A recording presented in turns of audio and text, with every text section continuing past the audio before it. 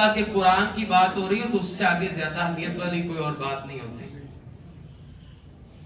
اگر کوئی شخص اپنے وقت کو قیمتی بناتا ہے، مطلب صحت مندی کو وہ قیمتی بناتا ہے.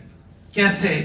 اپنی صحت میں وہ بر وقت عبادت کرتا ہے، نماز مسجد میں پہنچتا ہے، قرآن کی تلاوت کرتا ہے، اس کو کیا فائدہ ہوگا؟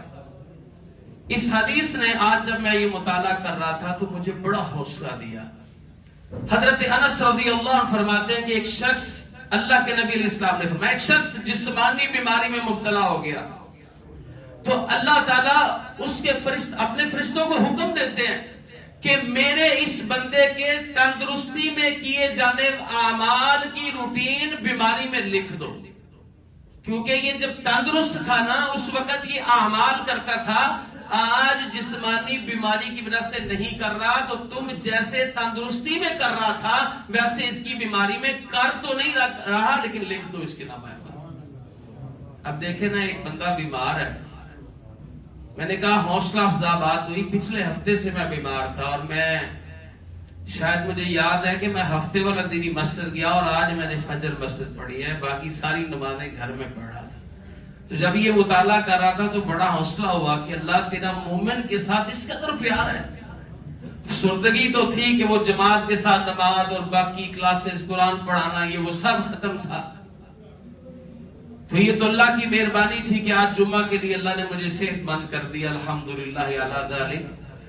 تو اللہ کے نبی علیہ السلام فرماتے ہیں بندہ اگر اپنی صحت کو قیمتی بناتا ہے، وقت کو اچھے وقت پہ لگاتا ہے، تو جب وہ بیمار ہوتا ہے تو اللہ اپنے فرشتوں سے کہتا ہے میرے بندو یہ جسمانی طور پر مجبور تھا، تم یہ کر نہیں رہا، لیکن اس کے نامہ اعمال میں ویسے لکھ دو جو یہ تندرستی میں کر رہا تھا. اب ہمیں چاہیے کہ ہم اپنی تندرستی کو قیمتی بنائیں، اپنی فرصت کے لمحات کو اللہ کے نام کریں.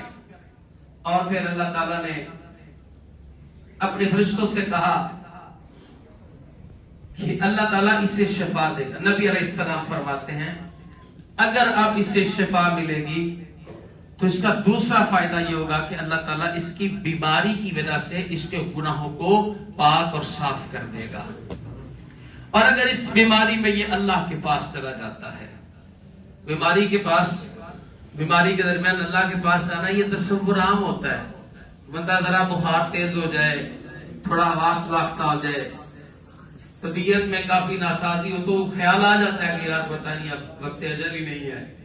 تو بعض بات بندہ وہ بخار کی حالت میں الٹی سیدھی باتیں بھی کر رہا ہوتا ہے. تندرستی میں کبھی یہ خیال نہیں آتا، حالانکہ تندرستی میں بھی یہ الیکٹرسٹی نظام ختم ہو سکتا ہے.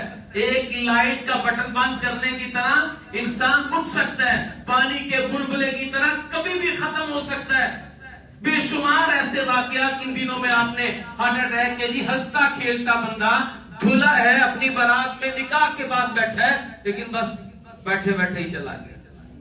لیکن یہ ہے کہ چلو بیماری میں ذرا احساسات زیادہ ہوتے ہیں. تو اللہ کے نبی علیہ السلام فرماتے ہیں اگر اس کو شفا ملے گی تو یہ گناہوں سے پاک اور صاف ہوگا.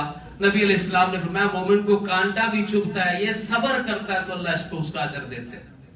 اور بخار کے بارے میں تو اسپیشلی نبی علیہ السلام نے میں بخار کو برا بلا مت کہو، اس کو گالی نہ دو، جب یہ انسان کو چڑھتا ہے تو اس کے پورے جسم گناہ معاف ہوتے ہیں، کیونکہ یہ لو میں اس کی تکلیف ہوتی ہے.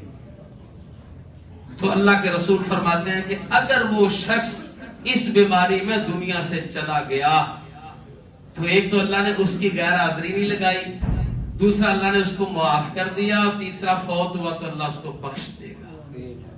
تو میرے محترم بھائیوں، یہ ہمیں آسانی اور فراوانی اور صحت مندی میں اہتمام کرنا ہوگا.